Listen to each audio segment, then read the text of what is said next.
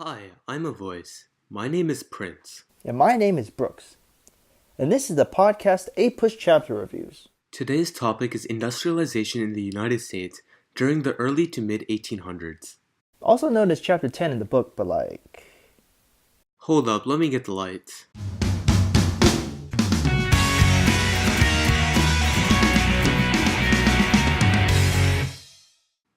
While many people viewed the industrialization of the United States as a primarily economic concern, it also resulted in specific changes in transportation and communication in the United States. Due to industrialization, many factories were producing goods that needed a faster delivery system to transport goods from production to market. This increased demand for connected railroads. To accomplish this, shorter lines were consolidated into longer lines, which came to be known as trunk lines. By 1853, four major trunk lines crossed the Appalachian Mountains to connect the Northeast and Northwest, linking many major cities and trade hubs. Many of these lines led to Chicago, making Chicago the rail center of the West, with more than 100 trains arriving and departing on a daily basis.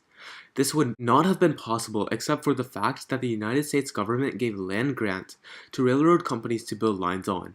Furthermore, many senators such as Stephen A. Douglas of Illinois tried to persuade the U.S. government to grant federal lands to local railroad companies, creating some tensions with other states that desired the same privileges. Other crucial innovations included the telegraph, which allowed for almost instantaneous communication between distant cities, tying the nation together. However, they were like the railroads in that the North had a great deal more than the South, and thus reinforced the schism between the North and South. By 1860, more than 50,000 miles of wire connected cities, and most was owned by a company known as Western Union Telegraph Company. These new developments combined with the rotary press, an invention that rapidly printed newspapers, allowed for speedier collection and cheaper distribution of news. This led to the creation of large metropolitan newspapers such as the Herald and the Times in New York. This served as a major unifying force during the 1840s and 1850s. But since the South lacked these newspapers, they had a sense of subjugation due to unequal circumstances. Yeah, you talked enough already. Alright, I'm gonna take over for the rest of the video. Wait, where's the script? Okay. The development of the market economy created an enormous change in the U.S. American businesses grew rapidly in the 1820s and 1830s. Corporations began to develop rapidly in the 1830s, which made possible the accumulation of much greater amounts of capital. The most profound economic development was the rise of the factory and factory system, transforming the shoe industry and giving the rise to the industrial Northeast. By the 1830s, American technology had become so advanced, particularly in the textile manufacturing, that industrialists from in Europe traveled to the U.S. to learn new techniques instead of the other way around. However, most American industry remained dependent on water and later began to rely more on steam, wood, coal, and petroleum.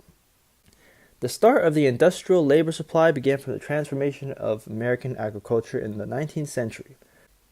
The Lowell system was in use, which relied heavily on young unmarried women, and after 1840, the rapidly increasing supply of immigrant workers gave manufacturers and other entrepreneurs access to cheap labor. This trend negatively affected skilled artisans and craftsmen, and the factory system threatened the world with obsolescence. The Industrial Revolution in America dramatically increased the gap between the rich minority and the poor majority. Central Park was created to try to make the city as important as London and Paris, but it was mainly used for the wealthy elite to flaunt their wealth. Most commoners were poorer than poor, often homeless, and had to rely on crime or charity to survive. New roles for women emerged, increased abstinence led to the decline in birth rates, and the cult of domesticity became prevalent among women during this time period. There was also a rise in commercial agriculture in the Northwest due to the rich and fertile land, concentrating on a single crop for market. New agricultural technologies such as the McCormick reaper enabled higher harvest rates. The industrialization of the United States during the first half of the 19th century greatly changed social aspects of popular culture as seen through the change in men and women's roles, while it also created regional tensions between the North and South in an era that was already divided.